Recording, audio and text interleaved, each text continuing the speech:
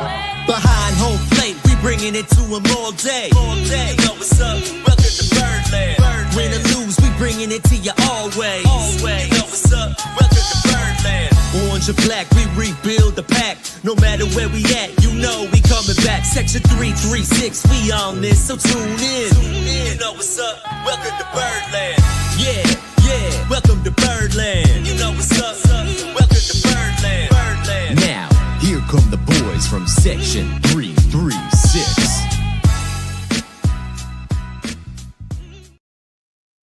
Ladies and gentlemen, boys and girls, Baltimore sports fans of all ages, welcome to Section 336, next generation of Baltimore sports talk.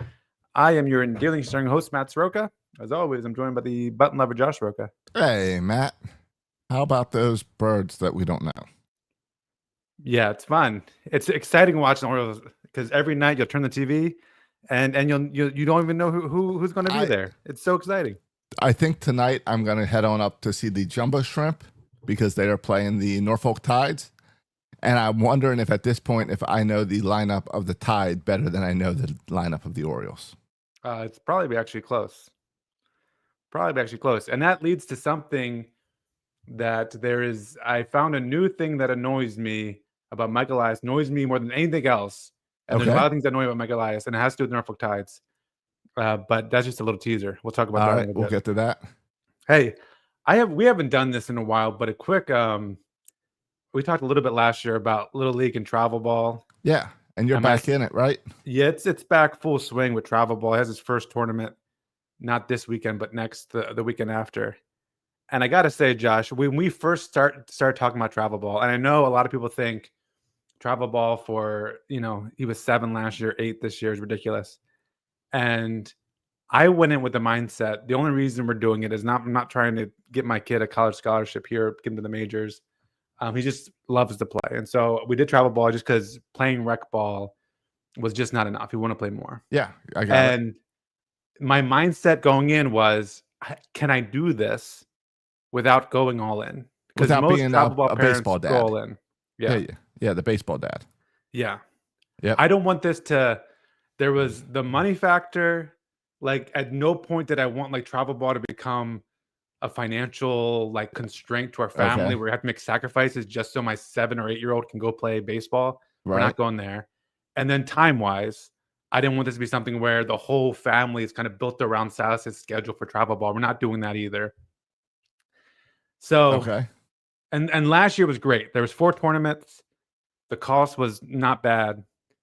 And this year, and this is partly my problem, Josh, the practices and season actually started in July when I was with you in North Carolina.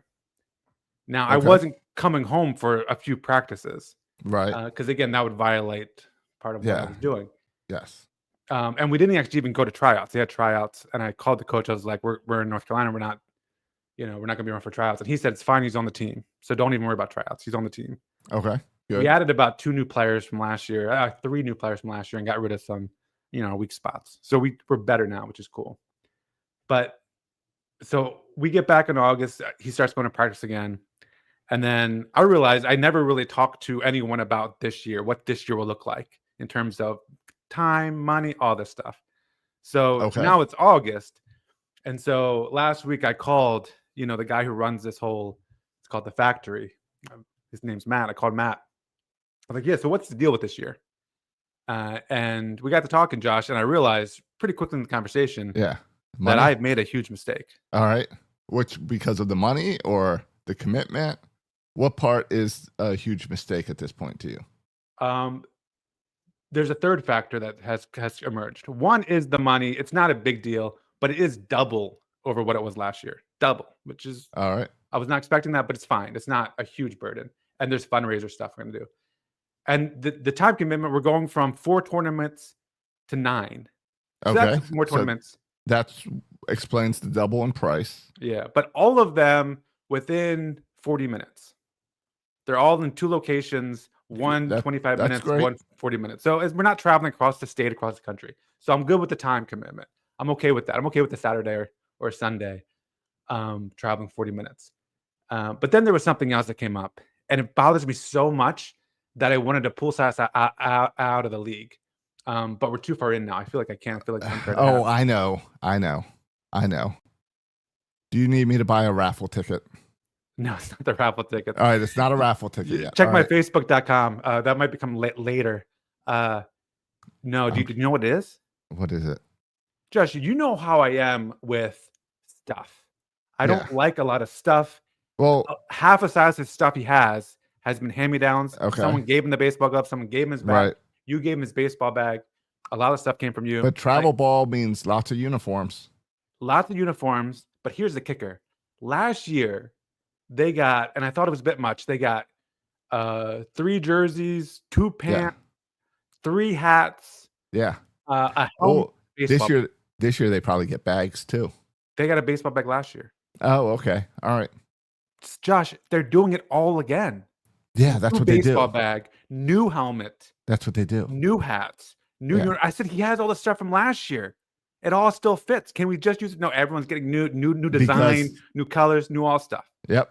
Because there's probably a new kid or two, and they need them all to have the same stuff. What am I going to do? Well, then have them get the stuff that we all got last year. What am I going to do with 2 baseball bags, with 2 helmets, with 2?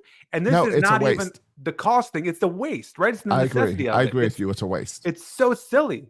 And I let everyone know how silly this is. It's a money-making opportunity because they're not selling them to you at cost. Someone's making money. Oh, right. Yeah. And it's all the factory. It's all, this is a whole program. Organization. Right. Yeah. So I was really annoyed. Have you made the purchase for clothing for yourself? No, that's another thing. I'm the only parent that doesn't have gear. All right. And I think parents can go overboard with the gear. Yeah. And again, they sell it all at their little factory thing. And the factory, I love the coaches. The facility is nice. They got their own indoor facilities and batting cages, and we can go and use them whenever we want. I like all that stuff. But the waste of the stuff that's unnecessary, it's going to be hard for me to get past it. I was like, this might be my last year because I'm not buying a new baseball bag and new helmet every year. I don't even want it. Even if it was free, I don't even want it because he already has it. Right. It annoys me. It's this idea of what's extreme in baseball, and this is what I hate so much, is this kind of the keeping up with the Joneses, the keeping up with the Adam Joneses in baseball. Even Silas the other day said he wanted baseball batting gloves. Yeah. And I said, why?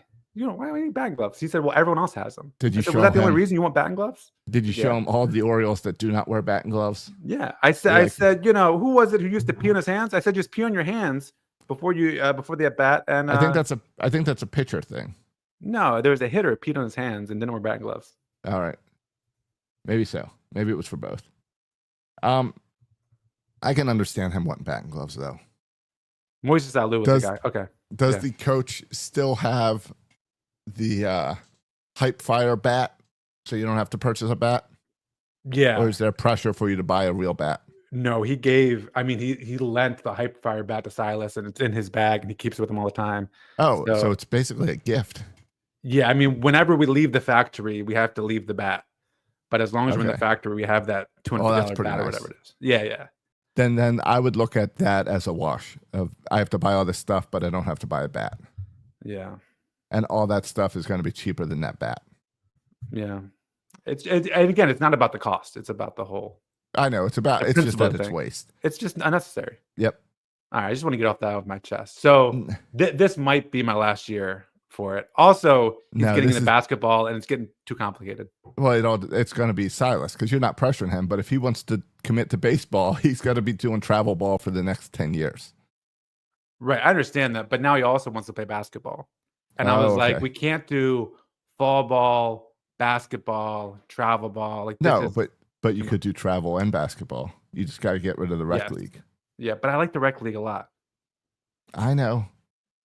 Parents love the rec league. Yeah, it's just rec leagues are fun. It's just fun. So, and it's right down the street.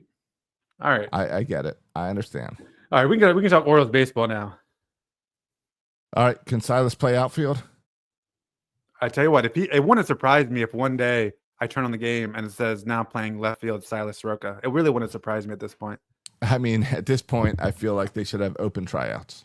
Hey, can I tell you how I'm watching the games now? I've totally changed how I watch the games now. All right, because I would say I've changed as well. This is a combination of trade deadline and school. And also, by the way, I go on Fangraphs every day and check their playoff odds. Why? Why Josh, do you do it that? happened. It happened yesterday. You know what happened yesterday? It hit 0. It hit 0, not 0.1. It was at 0.1 for a while. We're now at 0.0. Yes. So I'm starting to think this season is done. I think this season's over for the Orioles. But here's what I do, and I don't turn the game on at all. Okay. In the so my kids get home from school, I get home from work. When the game comes on at 6:30, I'm not watching the game. I'm hanging out with my kids, doing stuff. I put them to bed at 8. At 8, I'll come down and I'll turn on the game and I'll watch it from the beginning. But I'll fast forward through all our outfielders. I watch our pitchers pitch, Okay. and then I watch the top of our lineup, all the infielders hit, and the catcher. And then when any outfielder comes up, Jeremiah, Allen. I haven't who else is out watched. there? I haven't watched a single Greg Allen at bat, and I have no intention to watch a single Greg Allen at bat. And I don't think I've missed a hit or anything yet either. So yeah, I like this approach. My approach has changed as well, as in I turn the games on and I try to tell myself I'm watching it for these individual performances. How's that working out for you? I try to not be frustrated that we can't hit the ball. I try not to be frustrated that we'll get a guy on third base and then we have Greg Allen and Jeremiah Jackson and we can't do anything. Yeah, it's tough to score when a third-year lineup's an automatic out. This reminds me of old softball days where we just trying to hit bodies and or 7, 8, and 9. You just got to flip that lineup over. And then we'd be like, well, what if we mix them in the middle of the lineup? And then it still doesn't work. Somewhere there's going to be just death. Yeah. And that's the Orioles now. And yesterday was the prime example. You lose 0-1. You should never lose 0-1. And the Orioles have done that like 3-4 times this year. When you get outstanding pitching and then you can't score one run, that is never acceptable as a professional baseball team. Yeah. And on the one hand, Josh, you can say, well, we have Greg Allen playing outfield. This is understandable, along with Jeremiah Jackson. Jeremiah Jackson, who's not really an outfielder, but playing outfield for us, and Dylan Carlson, who's terrible. Right. So you can say, well, that's why our offense is bad. I was doing some research before the show, and I was looking at a stat a lot of people like that associate with offense that takes, I don't know how it's really formed, but takes into a lot of these factors, is weighted runs created plus, right? A lot of nerds like that as this weighted offensive runs metric. created. Yep. Yeah. Do you know how many guys we have in the top 100 of weighted runs created plus? This kind of important offensive stat. 2. I wish. 1. 1. Gunner. That's it. We have one player on our team who is in the top 100 offensive players. 100 is the average. 100 weighted runs created plus. We have 3 guys.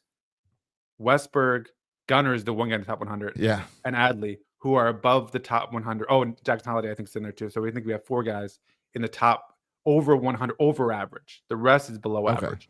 But doesn't it concern you, Josh, that in our whole 40-man roster, we have one player, one offensive player who's a top 100 offensive player? It does. It concerns me because on paper or eye test, I am comfortable with Gunner, Jordan, Jackson, Colton, Adley being like the future. I'll even put Kobe Mayo in there, being the foundation to build this team on. But when you bring up a stat like that, it makes it be like, there's no way did we just have a whole team of busts?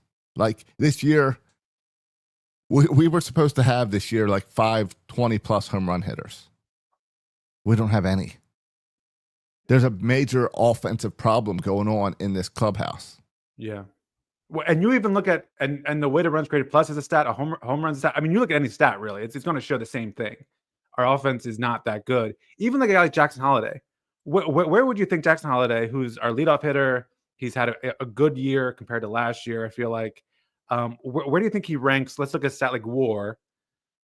In WAR, amongst just second basemen, where do you think Jackson Holiday ranks? I would hope he's in the middle. 26. See, that's That's really frustrating. 26 in WAR for him. And that's frustrating because I have already seen growth in Jackson Holiday from last year. I've seen growth in Jackson Holiday this season from opening day. But we need it's so hard because I understand how baseball works, that if one guy struggles and two guys struggle, suddenly the whole team struggles. Like, it works that way, where if you're not putting each other in positions to get on base, you're not getting good pitches, the whole team just gets into a big slump. So I see that hurting everyone, but a leadoff hitter should at least come with a fresh start every game. At least that first at bat. Yeah. And it's the other factor is, and this is just speaking of depressing, Roman Anthony, he signed on a big extension with Boston, and he's on fire. He hits everything out. We saw, Nick Kurtz a couple weeks ago had the game of his life. We just watched him play, and he's a great player. It seems like so many we just watch over and over again. These prospects hit the ground in the majors and immediately excel. And every one of our prospects that we call up struggles. I don't get it. I really don't get it. It's so frustrating. Because if it turns out that Jackson Holiday is not a top 5 player at second base, and if it turns out that Jordan Westbrook is not top 5, maybe top 10 at third base, and if Adley's not top 10 catchers, or top 5 catcher, then all of a sudden we have a big problem. Yeah, because we can address some outfield, but we're not going to replace our outfield and our infield. Like, this is our infield, right? Next year, this is our infield.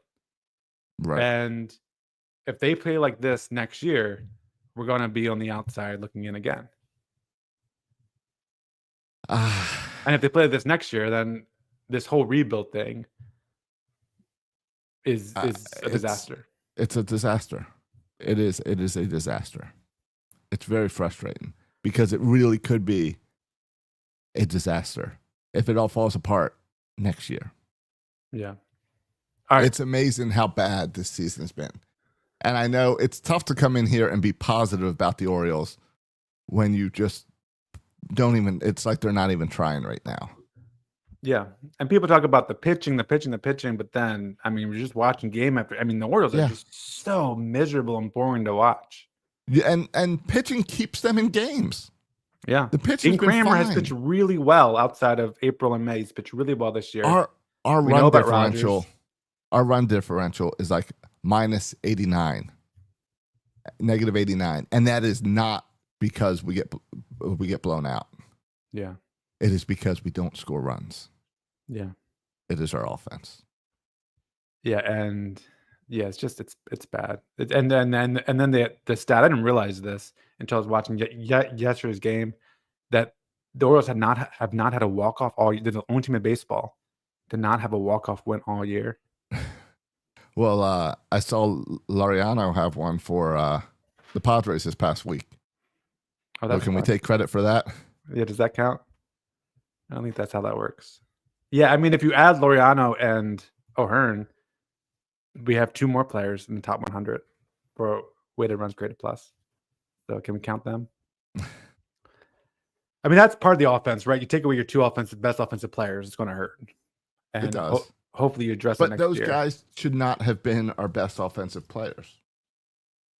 Yeah, that's true. If I told you going into the year that 2 of your 3 top offensive players would be Ramon Laureano and Ryan O'Hearn, you would say, Houston, we have a problem here. They should not be your second and third best offensive players. They should not be. Yeah. All right. So, hey, speaking of next year, you want to do this little game with me? I want to go through some players on the roster, and I want you to tell me.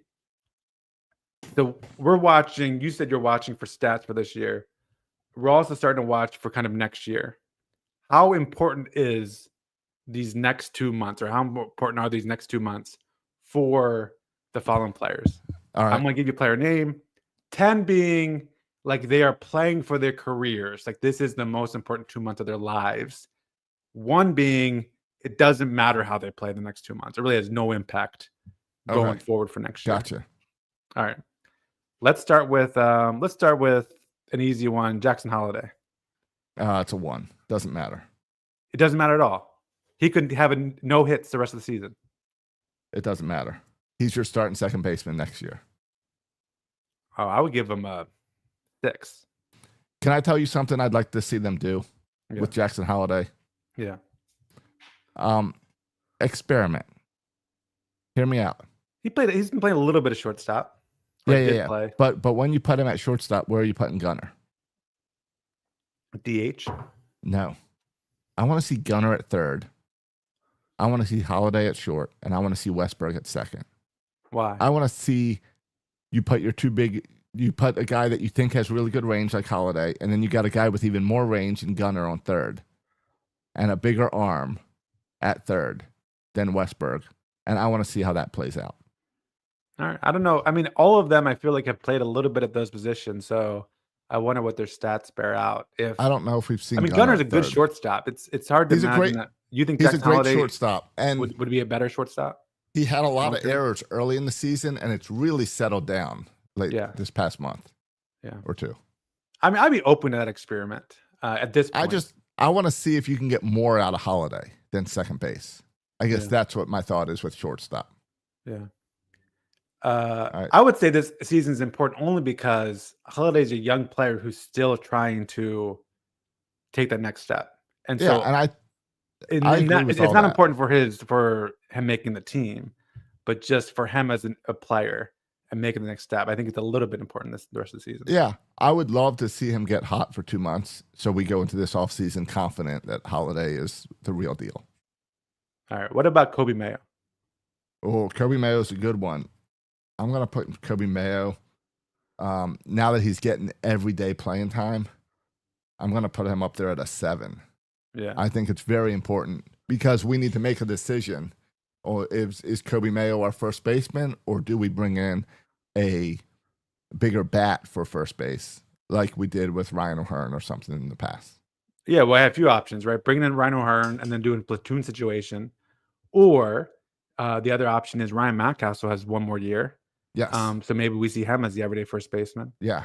Please no. And then the third option would be maybe Basayo, right? But Basayo could be that first baseman playing next year. And so, yeah, I think for Kobe Mayo, there's a good bit of pressure here this last 2 months to prove that he deserves to be on the roster and an everyday player. I agree. Speaking of Ryan Mountcastle, where would Ryan Mountcastle rank for those last 2 months? I think Ryan Mountcastle I'm going to put him right there at the 7 for the same view. Are you going to show that you're good enough to be an everyday first baseman next year? Or at least a DH, because we're running out of space for first basemen and DHs. And Mountcastle has been disappointing this year. And I like Ryan Mountcastle. I'd love to see him get that bat back, but we've seen his numbers go down every year. Yeah, and he's making about $7 million this year, and he's in his last year of arbitration, so presumably his contract will go to $8 million or something because you always get a raise even if you play bad. And so the Orioles have to make a decision: is he worth $8 million?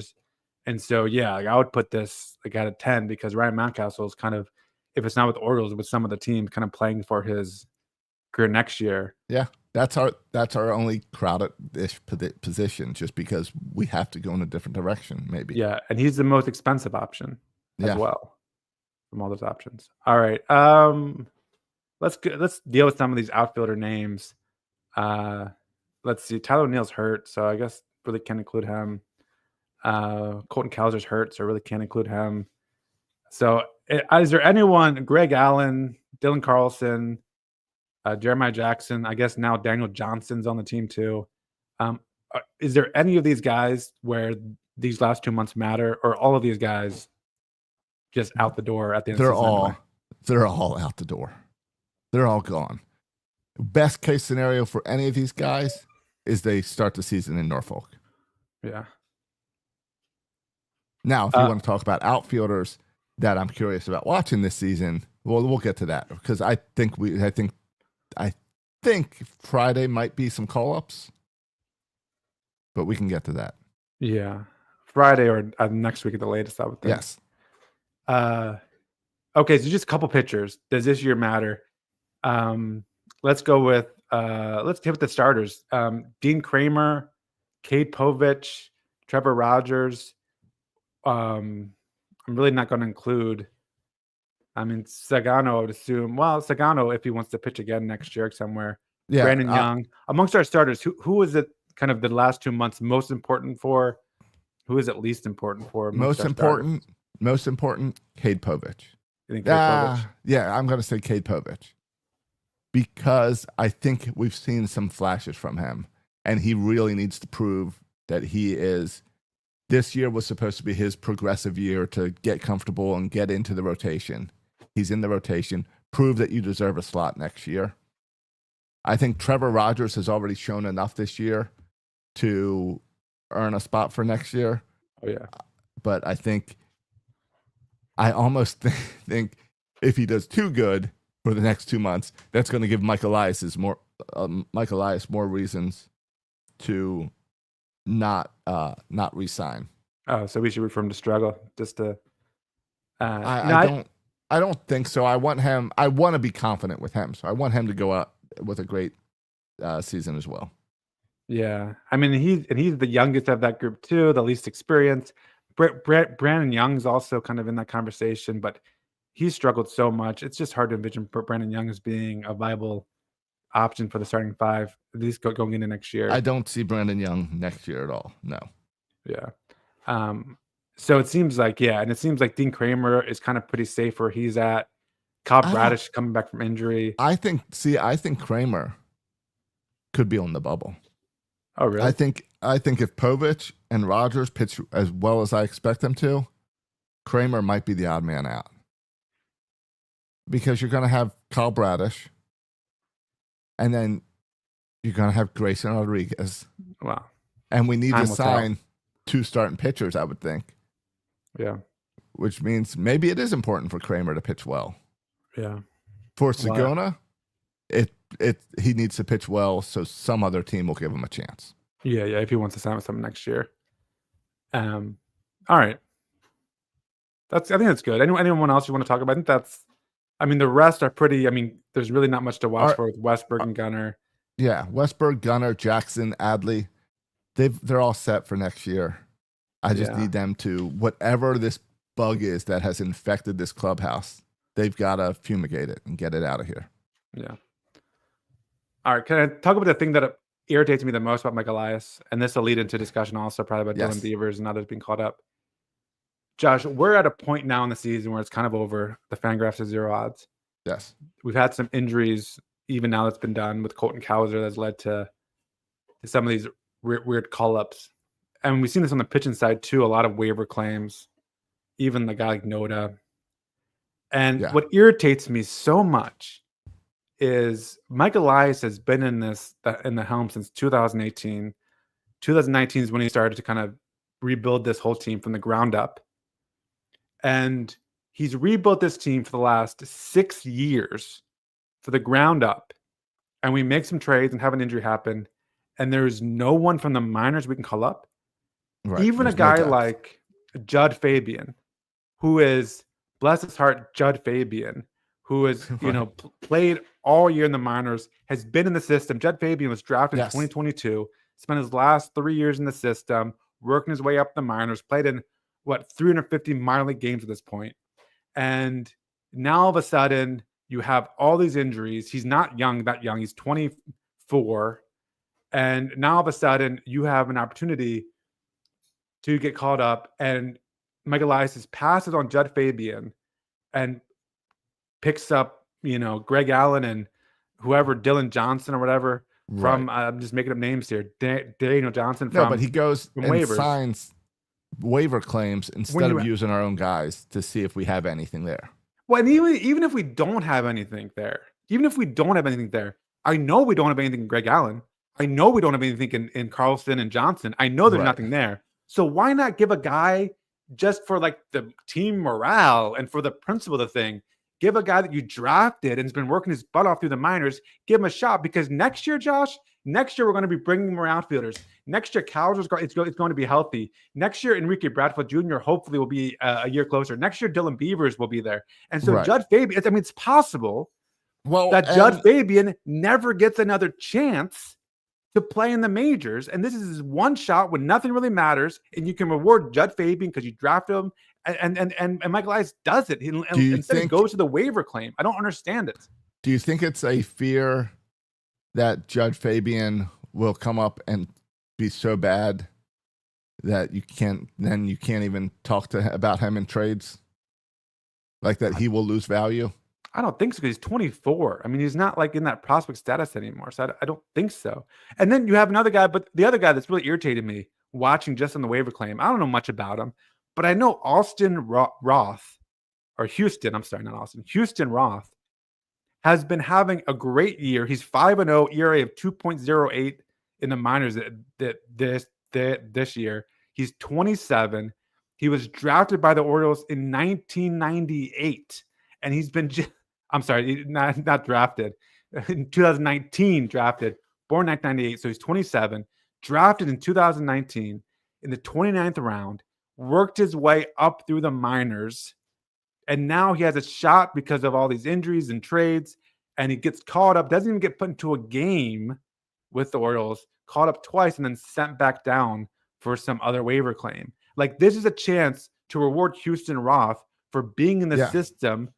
I mean, he was in that first year, Michael Elias' first draft. He's been in here for 6 years. Like, I would love to see some of the call-ups not go to waiver claims, but rewarding your own guys who have been working their tail off in the minors. Like, why won't Michael Elias do that? I don't know. I don't know unless I know Norfolk is playing really well. Is he like, I'm not going to mess that team up. I want that team to win the divisional championship? That'd be stupid. You know, is he like, well, nothing matters up here for the Orioles, but we could win whatever the minor league championship is, and then it looks good for our draft picks. Yeah. I don't know. Does he argue, I'm teaching them how to win down there instead of teaching them how to lose? I mean, maybe he's intrigued. He likes other players better than he likes other teams. He's intrigued by players in other organizations more than he is in his own. I think he has a big I can fix you mentality. Yeah. Where I think he has a big, like, I want to show that you suck over there, but come here and you'll do well. Well, how about you fix your own guys, right? Like, how about you? Oh, I agree with all that. Yeah. I just don't understand it. I don't understand all this claiming of guys. Rico Garcia might be a fine reliever, but I'd rather watch, Houston Roth pitch. And Greg Allen, I know he's not going to be a good outfielder. So even if Judd Fabian struck out every at bat, at least he gets that a reward, right? That kind of build the morale. Like, listen, hey guys in Norfolk, you could be called up. Like, keep on working hard. I mean, how depressing is it to be a Norfolk Tides player, to see all these injuries and trades, and to see Michael Elias continually go to the waiver wire to fill up the roster when you're just sitting there waiting for your call up, not knowing if it'll ever happen. Yeah, I mean, if Houston Roth, if he doesn't get a chance this year, I don't know if he'll ever get a chance. And this is the time, right? This is the perfect scenario to get some of these young players who've been working their tail off in the minors a shot for 2 months to play in the majors. But Michael Elias won't do it. And it ticks me off, Josh. It really ticks me off. Yeah, and the result is it's not entertaining because I'd rather with Judd Fabian than Greg Allen. And the results are, frankly, it's embarrassing that we have to go claim guys like Greg Allen that no one else wants to just go up there and strike out every time. Like, I'd rather see our own. It'd be less embarrassing and it'd be more entertaining. Yeah, I totally agree. It would give me a reason to go to a ball game. Like, hey, I want to go see this guy because I've heard about him for years in the minors. Yeah, or watch. I wouldn't fast forward through Judd Fabian's at bats. Like, I fast forward through Allen's at bats. And I also wonder too, I think another factor might be in Michael Elias. I think he's obsessed with kind of process, and he has this process and he won't deviate from this process. And I mean, I think that's maybe the reason why certain players haven't been called up, is because you don't get called up until you do this, this, and this, and there's no exceptions. Right. And I think that's dumb because this world is full of exceptions. And Judd Fabian is an exception, and Austin Roth is an exception. These guys should be here playing for the Orioles, and it's irritating that they're not. All right. I agree. But that means I get to go see that. I mentioned I'm going to go tonight and see the Norfolk Tide.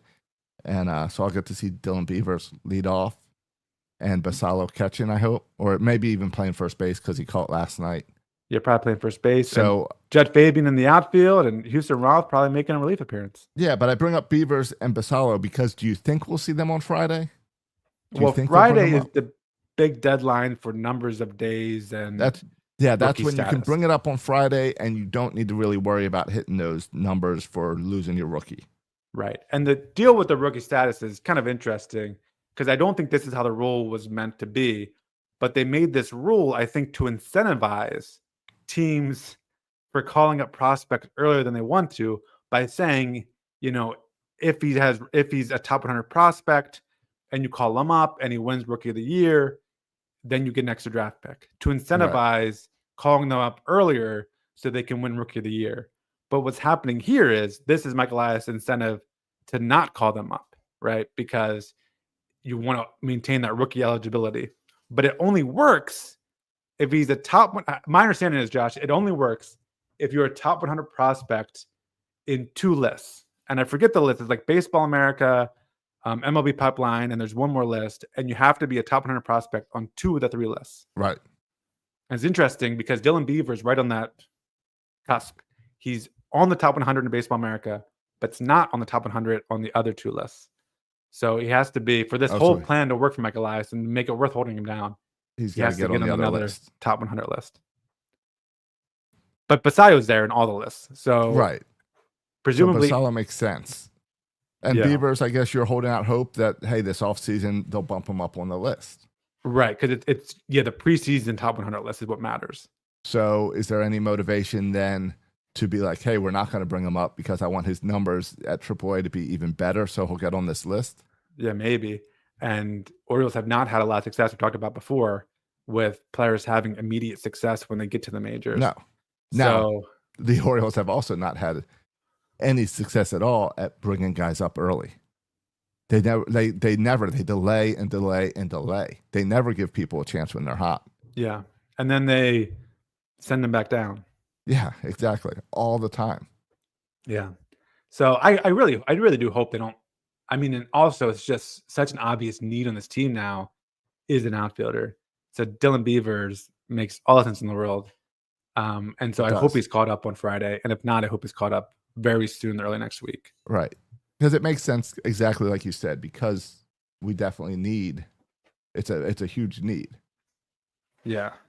I mean, certainly there's room in this roster for both Basallo and Beavers. And if they're not caught up by early next week, I mean, fans, Josh, I don't know if I've ever seen, and I think you have a better sense of this than I do because you interact with social media more, but it feels to me that the state of Oriole fandom right now, I don't know if it's ever been in a more hostile, place. No, I can't recall it being more hostile. It is very hostile.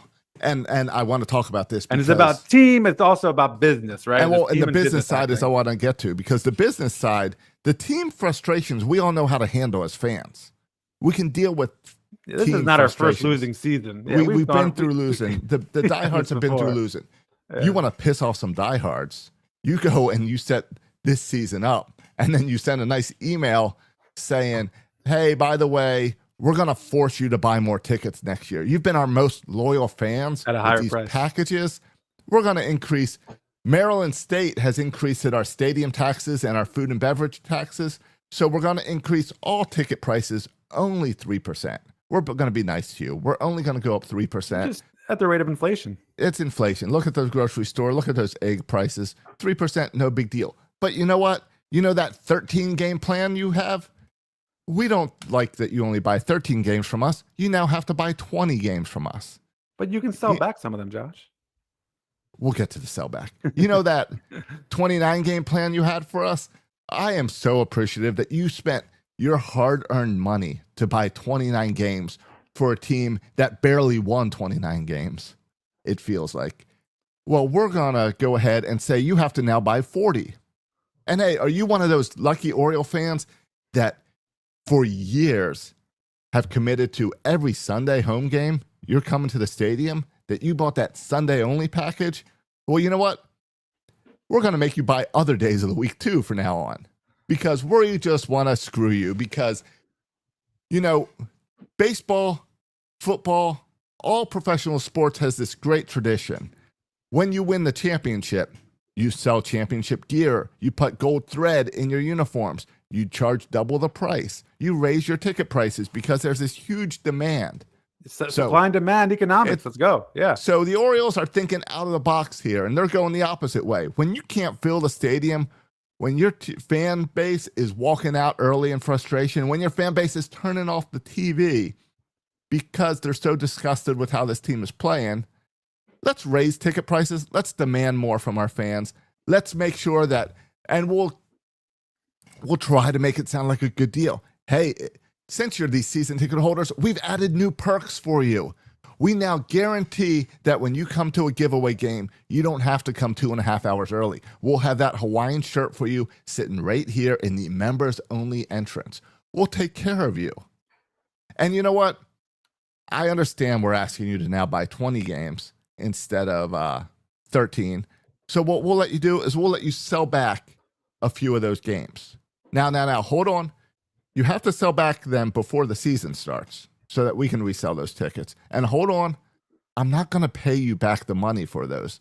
By selling back, I mean that you can trade those tickets into us and we will credit you for next year's season. Because if you're coming on this season, you've already been here for 30 years. You're going to be back next season. So what's it really matter if we're just storing your money? Because you know what it matters? Here's where it irritates me. And this is Peter Angelos. I wish Peter Angelos had thought of this because it's the biggest Peter Angelos move ever. It's the same crap they do for the playoff tickets. When you buy playoff tickets, you don't get you have to buy them in August. And when the Orioles don't make the playoffs, we will refund your money in December. Why? Because meanwhile, that money sits in our bank account earning interest. So we've made millions of dollars off of your delayed payment. So not only that, but now you're limited on what you can do with those funds, right? You're hooked. You have to spend it on the Orioles. Yeah. So now I've returned those tickets that I will not get the product for to use them for the following season.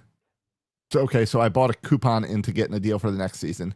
And now you are making millions of dollars because you're not storing that money for 3 months. You're now storing it for a whole year. Yeah. It's the most inconsiderate thing that I can think of that this organization has done to their fan base. And to come off I made a TikTok about this that's gone pretty well. And I called this the most disappointing season in decades. He almost said viral, then he said, but pretty well. It's got like 30 or 40,000. That's impressive, views. yeah. I think that's pretty impressive. Yeah, it's more than that total. But out of all my videos. Especially when it's very focused on Baltimore Orioles. So I said this was the most disappointing season in decades. And I stand by that because this season had so many expectations. This season, the expectation was World Series or bust. And now we are one of the worst teams in baseball. The Athletics beat us last weekend. We are one of the worst teams in baseball. It's unacceptable. And to come out as ownership and we traded and away we traded away, a group of our best players. And because we're not trying to win. You're not trying to win. You're not trying to lock things up for the future. You're not giving us any more talk than the same talk you do every time about, hey, this offseason, we'll see what happens. There's no one under contract after next year. Like no one's under a long-term contract. Right. So you've got me sucked in because this stupid team is part of my family. And you are taking advantage of it. And you are taking advantage of it instead of saying, hey, we owe it to our fan base. You just had the stupid bananas in Baltimore packed out Camden Yards. And I hate the argument that, oh, look, the Bananas sold Camden Yards out 2 days. Because if the Orioles played only 2 home games a year, they would be sold out every year. Yeah. So I hate the comparison. It's apples and bananas. But I not thought referencing people the didn't go to bananas. games because of crime, but at least it wasn't on a school night. Right. But what they should have learned from that is, hey, what do the bananas do that we can learn from? I don't want the goofy baseball. I don't want the goofy TikTok videos. I don't want backflips in the outfield. Yeah, but you know what they do, Josh. You know what they do. What I want is for them to put the fans first. That's what they do, Josh. That's what they everything do. about the Bananas. The Bananas corporate company is called Fans First. Yeah. The Bananas brought out Adam Jones, Matt Wieters, and Buck Showalter. Did I miss one? And Nick Markakis. Yeah. All beloved Orioles. Yeah. All people who, if the Orioles brought any of them out, would get a standing ovation. I know we just had Adam Jones for Orioles Hall of Fame. But why not invite Buck Showalter back? I think Buck was there for that as well. Yeah, he was there. A bunch of guys But were there. why not a special Buck thing? Why not celebrate Nick Markakis? Celebrate these guys. But Josh, if the fans aren't first, what is first? Surely winning. The dollar sign, apparently. Yeah, it's when not you don't winning, win, it's not the fans. it's all about the money. Yeah, that's what it seems like. And Rubenstein, you came in as this fun, hey, I'm a fan. I was looking for the bobblehead. It's somewhere over here. Yeah. Oh, it's right up here. How far away is he of getting a clown nose t-shirt? You started the season off with your own bobblehead. Was that this year? Yeah, that was this year. Because last year he was throwing out the hats. How many I haven't seen him throw out hats recently. He's not throwing out hats anymore.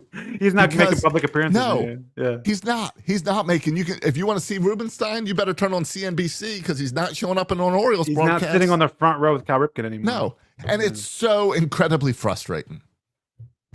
So I think that's my rant. Yeah. But here's the thing. I can't leave this team. I can't be like, hey, you know what? I'm going to be a Rays fan now. I'm going to be a Braves fan. No, what they're going to do is I'm going to still want to buy the stupid season tickets. Yeah, but Josh, isn't this going to backfire? I think a lot of people aren't. I think a lot of people aren't. It's going to totally backfire. It's going to hurt attendance. I see it all over. I'm getting messages sent to me. It's all over Twitter. And, people talk this. Sometimes here's- people talk, but Josh, they're like you and me. We're a little bit addicted. Yes. So it's one thing to talk about it because you're mad. It's another thing, come March. I have a drug problem, and it's the Baltimore Orioles. Yeah. I get that. But there's a lot of people who signed up for season ticket plans as they saw the rebuild go in and saying, hey, I'm going to be there for the World Series. Those people aren't continuing. Well, Those Josh, people are leaving. we live in freaking Florida and Georgia, and we keep with their season tickets mostly because playoffs. Yes. Now all of a sudden, I'm thinking Opening day and playoffs. If you have a combination for the inability to sell out the playoff games because you jacked the prices so much, and how likely is it that the Orioles make the playoffs next year anyway? I know. Like, what is my incentive now for getting the season tickets? Yeah. There's also the All-Star Game incentive that keeps being teased that the All-Star Game will come back in a few years. But I know, it's all teases. It's all teases. Yeah, Show me tease. anything. Yeah. It just doesn't make business sense. It doesn't make business sense. You just pissed off your fan base that was already having a bad year. Yeah. You were like, how can we get everyone to look not at the bad product on the field, but look somewhere else? You need the distraction from is Greg Allen in center field. This is Trump doesn't want to put out the Epstein list, so let's go. Hillary's emails. Look over there. Yeah. This is a distraction. Who cares? It's all bad. Just deal with it. Don't piss people off. Yeah, and I was thinking too. Like, you watch this team on the road. I was watching last night's game. Ryan Mcallister almost hit a game walk-off home run. It just went a few feet foul, maybe 30 feet foul. And fans were going nuts. And it was a well-attended game. And on the road, we always have strong representation on the road. Like, Oriole fans are great. Even with how bad the season's been, we have a great fan base. And so why do you need to make it? Like, it just seems like this is like an easy one. It's an easy one. And you're just messing it up. The only logic I can make sense of. Yeah, why? Why 13 to 20? Because certainly you want people to buy more tickets. Here's what I think happened. Is that it? No, I think they looked at this last offseason and they said, hey, we're going to make a strong push in the playoffs this year. we might have a chance at the World Series this year. Oh, this is like a 5-year plan. Yeah. So they're Yeah. like, you know what? The end of this season, we're raising ticket prices. We're expanding these packages because people are going to be on fire for the Orioles. And I think they did this 5-year, 10-year projection of money and re-signing people and all this crap. Well, and renovations to the stadium, less seats, renovations. They said, we're going to put in this new Jumbotron, this new sound system. We got to pay for all that. But because we're going to win, we can raise all these tickets and make more tickets. And then they didn't win. And the business guy said, well, we still have to pay for all this stuff. Yeah. And I think it's a huge loss for the Orioles. I think it's a horrible PR. You're not going to get as many renewals. And if the team plays well, yeah, you'll sell more single game tickets next season. But you got to prove that. You don't want that. You want to lock up season ticket holders. Oh, yeah, because what happens in June when the season goes like it is now? No one's going to come. Matt, we've been season ticket holders for 30 years. 30 years. Before that, we were on a wait list for many years. Yes. Because you could not get season tickets. Because it would sell out every year. Right. The goal is to get back to that point. Pissing off your fan base does not do that. No. And the combination of the business plus the play on the field, which is just making this an absolute disaster. And Oriole fans are right to be upset. Yes, 100%. I'll see you there next year. I'll see you on opening day. Yeah, exactly. Gotta go see your Tide tonight. What am I doing? I need a new hobby. The Tide's a better deal. Yeah, the Tide's a better deal.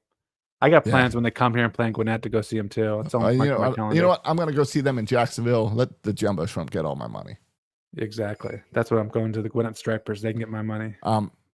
Tonight's game, it's a bring your dog to the yard. Have you ever been to a bark in the park? Yeah, I've been to barks in the park. Not by choice. Is it annoying? No, they're usually, they're not up in the sections we're up in. They're usually down, hanging out by the statues, and I am down in that area. I am taking my dog. For the Jumbo Shrimp. I was thinking for Orioles. No, for the Jumbo Shrimp. No. I'm taking the dog to the Jumbo Shrimp Tide game tonight. All right. We'll see how that goes. Yeah, see how that goes. Hopefully easier than taking kids. Yeah. Any cool giveaways? The Miners always have the cool giveaways. Any giveaways? Oh, just this park. I believe we're taking the kids this weekend for pickleball paddles. Oh, fun. All right. So, yeah. Yeah. You know why? Because the Jumbo Shrimp care about their fans.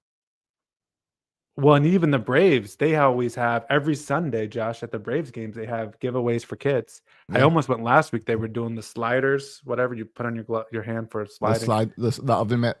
Oven mitt, yeah. And then in 2 weeks, I might go in 2 weekends. They're like little, the covers for golf clubs, but it's a cover. It's a little cover for a baseball. That's bat. cool. Yeah. Oh, that's nice. Like a bat warmer. Yeah, bat warmer. And they do it every Sunday. First 5,000. I love it. You know what the Jumbo Shrimp did this offseason? I haven't been to a game yet this season of the Jumbo Shrimp, but I'm excited because what they did this offseason is they did an amazing renovation to their stadium. Oh, yeah, and you know what they did? They built a whole new section. They built an indoor area. They built a new pavilion out in the outfield, new scoreboard, all this stuff. And they didn't raise ticket prices. Imagine that. Imagine that. Didn't know that was allowed. Yep. I went to this weekend. I went to the Hawks. They invited me out there as because I went last year, and the ticket rep invited me out to kind of sell me season tickets. Okay. So he said he'll give me a tour of like behind the scenes, and so I said, "All right, I'm Bruce Silas." You say you're with Section 336. Try to get some passes. Yeah, for the Atlanta Hawks. Yeah, we don't talk basketball, but we could. No. Yeah. Anyway, I got sold on all. It's just interesting because I was sold on all, and we got to walk in the court. It was really cool, but. I was sold on all of the different flex plans and season ticket options. Yeah. And they have a flex plan where you kind of build your own. So the minimum Orioles, 10 games, build your own flex plan. The Orioles are introducing that with a 10-game plan. Okay, a 10-game flex plan. But you don't get any of the member benefits. You get no member perks. Yeah, no that's discounts, the way the Hawks do it too. No promised giveaways or whatever. No. Hey, is this the way pricing works? I had no idea this is how pricing works for NBA games, at least for the Hawks. Where there's no set prices in a game. It all fluctuates based on supply and demand. Yeah, so the Lakers game, he said you can't get into a Lakers game for cheaper than $200, even Yeah. buying directly from the Hawks. Yeah. Why do you think that's what the Orioles are trying to copy? That's why we have flex pricing. That's why when the Yankees come to town, they jack up the price. Yeah. But this is game to game. I guess this is where we're headed, maybe. No, that's what the Orioles do. It changes from game to game? Changes depending on who the opponent is. Yes. Huh. And whether it's weekend or weekday? Yes. It's called flexible pricing. It sucks. How many different prices are there, though? Are there enough flexible prices for each game that each I think team is for different? the Orioles, there's three. There's three Okay. boxes that the game could be in. All right. It's ridiculous. It is never putting your fans first. So it's completely frustrating. Yeah. And it's You one don't thing if care we were about selling fans. out. We're not he was filling up the stadium as is. And I'm trying to calm down from that rant about the And like Orioles, but Josh, that's we talked exactly about it. we talk about all the time on here. It's a baseball. How much easier, and just as all sports, how much easier it is to become watching on TV. Like we need incentives now to go out to a game because it's so easy and 1,000%. convenient to watch it at home on our TVs. So you give us incentives to come, not Right. more tickets and more price. Well, it's just like when they raised beer prices. I'm like, why? You want to sell less beer? Lower the price and you'll sell more beer. And I'm only making $1 per beer instead of $2 per beer, but I'm selling twice the amount, so I'll make more money in the end. Yeah. Or raise Like- the beer prices, but don't touch my ticket prices. Get people in the Right. door, let them spend money on all their beer. You want But let them buy stuff in the stadium. you want to sell more beer? Tear out a big section of left field upper deck. Put a big section up there like the Braves did, a beer garden up there. Incentivize people to come in the stadium and drink instead of go to Pickles and drink. Yeah, make those tickets super cheap to just stand Yeah. up there. Standing room only up there. Yeah. I do We're not know. We're not business people, Josh. I'm sure there's a plan. I would love to kind of get a business person Apparently on here the to lay Orioles out are not the either. argument. I'll Well, say the Orioles are not a business. I mean, they have person. people who do this for a living, and They need to fire whoever rolled out the ticket pricing. I don't think that's going to happen. I think they're full in on here. Oh, and see, you still got me all fired up. The Orioles also, you know how else you piss people off? When you roll this out and you don't have all your stuff together, but you just roll out, hey, we're going to screw you more. And then every season ticket holder emails their rep that they've had for years and they've had a 30-year interaction with. And what you get in response is the same form email that I'm seeing all over Twitter from other ticket reps as well. That just says, blah, blah, blah. Wait till you get your thing in 2 weeks, your brochure about the new ticket packages. Like, I don't want to hear it. Here's the form email. And I still have no info for you because there's a brochure coming out in 2 weeks. Yeah, that is real. That's a small thing, Josh. But that It's- really is so inconsiderate and Look, so rude and so just you don't have to pause on the people. I don't put this on Carlos, our ticket rep. We've talked. I'll put his We've name mentioned up there. Carlos's name on here. Yeah. He's been a ticket rep forever. Yeah. Every Orioles fan fest I've gone to, I go and track down Carlos to shake his hand and thank him for being our ticket rep. Our member ID, it's like 5 or 6 numbers. A lot of people, their member ID is like 10 digits long now. Right. We've been on here forever. Right. 30 years. And when you respond with a form email, which tells me, and when I see the same form email all over Twitter, it tells me they have told their ticket reps only respond with this. Right. Copy and paste. Probably written by ChatGPT. And and one of the things when I was at the Hawks thing, going through their spiel, and I'm not going to do a membership there, but I think about it. But I was like, listen, if I get, like, are you going to be my ticket rep? And he's like, yeah, I'm at every game. You can call me. Like, I will. You can come say hi to me every game. And like part of the, I don't know, like part of the incentive for doing this is that you get a guy who's looking out for you, right? Like that's the whole idea. The ticket rep is they're looking out for your interest.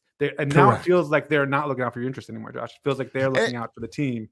And over the years, it was great. There's many times where I've called Carlos and said, hey, we want to do an event for 336. Can you help me out? And he takes care of it and arranges it all. Or I call him and be like, hey, we can't make it to this game. Move my tickets here. He takes care of it all. He's been great for 30 years. Yeah, this form email is the fans problem. First. Right. Because it's part of this fans first. It doesn't feel like that's the case anymore. There's no such thing as fans first in Orioles baseball. You know who does a good job putting fans first? besides the Savannah Bananas? The Baltimore Ravens. Yeah. Like, just look right next door. They do things all the time for their fans. Yeah. They do, I think the preseason games and stuff, they do like workouts and all that's free for the fans. They do things for the fans. They have giveaway little trinkets every game, I believe. And you know what, Josh, too? I mean, and the big thing about the Ravens, obviously, is they sell win out every year. And they win fill that every stadium year. out all the time. Right. So if you can't win and you don't do the fan stuff right, it's not a good position to be in. No, not at all. All right. Good. You feel good about that, Josh? Get that off your chest. Nap. I know you got TikTok now, so you can get it off your chest on TikTok too. I know. I will be going back to TikTok and continuing. Yeah.